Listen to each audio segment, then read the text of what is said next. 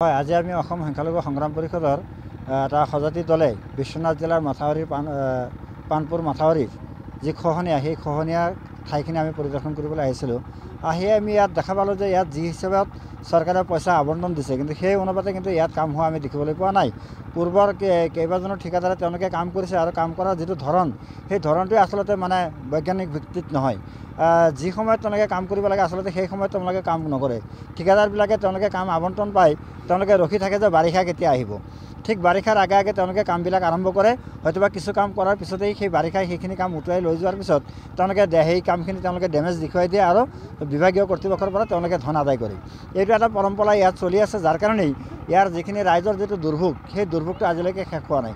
গতিকে বিভাগীয় মন্ত্ৰী তথা মাননীয় মুখ্যমন্ত্ৰী ডাঙৰীয়াক আমি আহ্বান জনাইছোঁ যে মুখ্যমন্ত্ৰী ডাঙৰীয়া যদি এবাৰ নিজে এই পানপুৰ মাথাউৰি এই বৃহত্তৰ এলেকা যদি তেখেতে পৰিদৰ্শন কৰি অন্ততঃ বিভাগীয় কৰ্তৃপক্ষক লগত ৰাখি যদি তেওঁ এটা নিৰ্দেশনা দিয়ে, গতিকে এই কামখিনি সম্পূৰ্ণ হ'ব বা এই অঞ্চলৰ যিখিনি জনসাধাৰণ আছে, যিখিনি বসতি আছে, সেই বসতিখিনি ৰক্ষা কৰাত এটা সম্ভৱ হ'ব।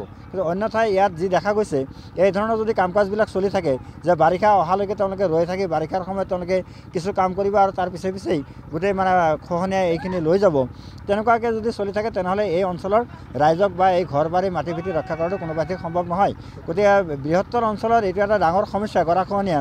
গতিকে অসম চৰকাৰে যদি এই গৰাখহনীয়া প্ৰতিৰোধ কৰিব নোৱাৰে, তাৰ জৰিয়তে আচলতে যিমানখিনি আচলতে তোমাৰ বিদেশী সমস্যা বা সংখ্যালঘু মানুহসকলক যি ধৰণে বিদেশী টাৰ্গেট কৰা হয় যে তেওঁলোকে চৰাঞ্চলত বসবাস কৰে আৰু গৰাখহনীয়াত পৰি তেওঁলোকে এঠাইৰ পৰা আন ঠাইলৈ তেওঁলোকে প্ৰত্যাৱৰ্তন কৰে আৰু সেই নতুন ঠাইত যোৱাৰ লগে লগে তেওঁলোকক আচলতে বিদেশী বা অন্য ঠাইৰ পৰা বা অন্য দেশৰ পৰা অহা বুলি তেওঁলোকক কোৱা হয়। গতিকে এইটো এটা ডাঙৰ সমস্যা হৈ আছে। গতিকে মাননীয় মুখ্যমন্ত্ৰী ডাঙৰীয়াক আমি অসম সংখ্যালঘু সংগ্ৰাম পৰিষদৰ তৰফৰ পৰা আহ্বান জনাইছোঁ, তেখেতে যাতে বিশ্বনাথ জিলাৰ এই পানপুৰ মাথাউৰিটো পৰিদৰ্শন কৰি ইয়াত যিখিনি মানুহ বসবাস কৰে তেওঁলোকৰ জীৱন আৰু সম্পত্তি নিৰাপত্তাৰ কাৰণে মাথাউৰিটো কাম সম্পূৰ্ণ কৰাৰ কাৰণে যাতে বিভাগীয়ভাৱে নিৰ্দেশ দিয়ে আৰু যিখিনি পুঁজি আবণ্টন দিছে, মই দেখা পালোঁ ইয়াত যথেষ্ট পুঁজি আবণ্টন দিছে। ইতিমধ্যে 25 কোটি টকীয়া এটা কাম ইয়াত চলি আছে, কিন্তু কাম যি ধৰণে চলিব লাগিছিল বা যি ধৰণে ক্ষিপ্ৰতাৰে কামখিনি হ'ব লাগিছিল, সিমানখিনি ক্ষিপ্ৰতাৰে বা বলিষ্ঠভাৱে কামখিনি হোৱা নাই। ইয়াত তেওঁলোকে কেইজনমান লেবাৰ লগাই মানে সাধাৰণতে মানে ক'ৰবাত এটা নলা নৰ্মদা মানে পুতি যোৱাৰ নিচিনাকৈ তেওঁলোকে কামখিনি কৰি গৈছে। গতিকে তেনেকৈ যদি কাম কৰে বাৰিষাৰ আগত এই কামখিনি কেতিয়াও হৈ নুঠে।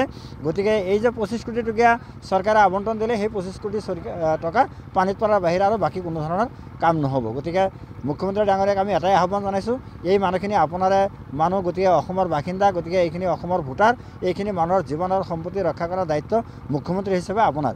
গতিকে আপুনি এইখিনি ঠাই নিজে পৰিদৰ্শন কৰিলে বিভাগীয় কৰ্তৃপক্ষ অকণমান সষ্টম হ'ব আৰু তেওঁলোকে অকণমান গাত লাগিব, তেতিয়া হয়তোবা বিভাগীয় কৰ্তৃপক্ষই কামখিনি সম্পূৰ্ণ কৰাৰ কাৰণে এটা ভাল পদক্ষেপ গ্ৰহণ কৰিব।